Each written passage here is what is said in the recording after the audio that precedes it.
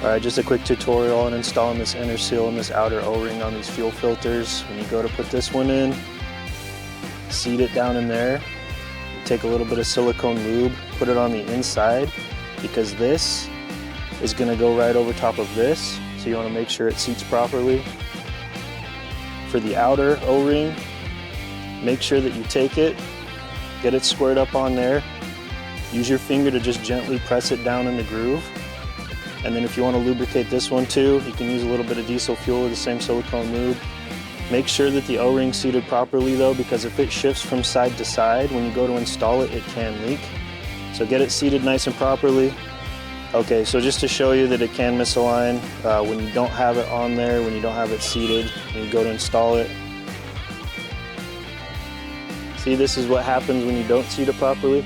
And obviously guys, if you get this seated in there square, get it pressed in there, it should kind of sit in there on its own to where it's not going to fall out. Go ahead, install it carefully, make sure it gets on the threads even.